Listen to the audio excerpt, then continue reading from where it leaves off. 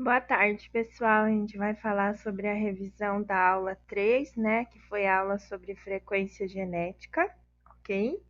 Então, nós vimos sobre as frequências gênicas nas populações, né, o conceito de população, né, que é a dinâmica dos genes nas populações. Os genes de uma população têm continuidade de geração em geração. O indivíduo recebe uma amostra de genes de cada um de seus parentes, né, progenitores, da parte materna, da parte paterna, né, e os processos de segregação ou recombinação desses genes apresentam com base biológica através da meiose, né, da genética, que é o que se herda novas combinações de genes, ok? Nós vimos também sobre patrimônio gênico, né? População, então grupo de indivíduos que se reproduzem, né? E patrimônio gênico são os polos dos genes. Lembra que a professora deu o exemplo daquela relação do bolo, né? Em relação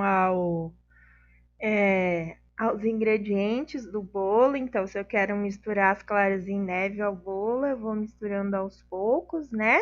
Para que se não destrua. Então, se eu quero misturar os genes a essa condição, esse melhoramento, essa herdabilidade, eu misturo aos poucos, então, esse pool de genes na minha receita do meu touro, na minha receita do meu rebanho, naquilo que eu quero melhorar, ok?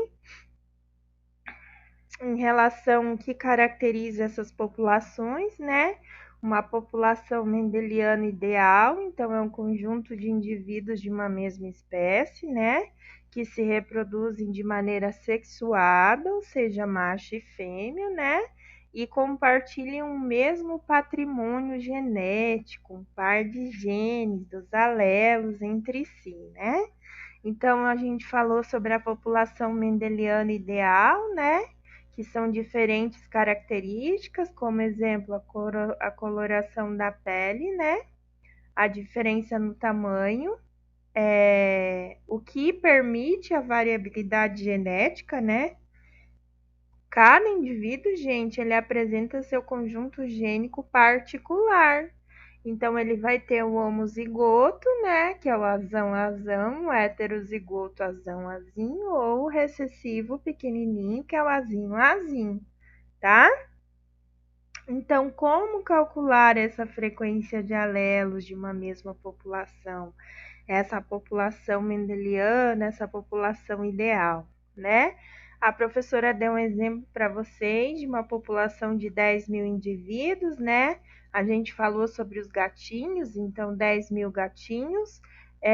Nós vamos então calcular a frequência desses alelos, né? O alelo de azão e o alelo de azinho, ok? A professora deu exemplo para vocês, né, através dessa tabela. Então, os indivíduos de azão são 3.600, indivíduos de azão-azinho é 4.800, o indivíduo de azinho é 1.600, né? Então, eu somo todos os azão, depois eu somo todos os azinhos, e aí eu faço a soma total, né? A soma de azinho mais azinho dá 8.000 e a soma dos meus azões dá 12.000, ok?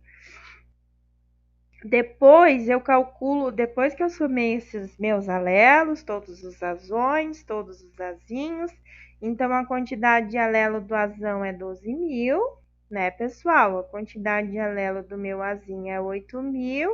Eu faço a soma desses alelos, né, total. Então, quantidade de alelo azão mais quantidade de alelo azinho, que me dá um número total de 20.000 número de alelos nessa população, ok? A partir disso, nós aprendemos a calcular a frequência desses alelos, né? Que a frequência de azão vai ser o número total de alelos, dividido pelo número total de alelos, né? Do total que a gente calculou. Então, azão 12.000 dividido por 20.000 dá 0,6 ou 60%. O número da frequência de azim, então o número total de alelos do azim, que é 8.000, e número total de alelos total, então é o azão mais o azim que dá 20.000, né? 0,4 ou 40%. Lembrando que a professora também falou que no melhoramento genético sempre vai dar 100%, né? 1 ou 100%.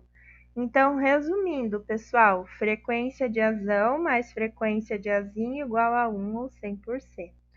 Ok? Dúvidas, WhatsApp, e-mail, obrigada e até a próxima aula.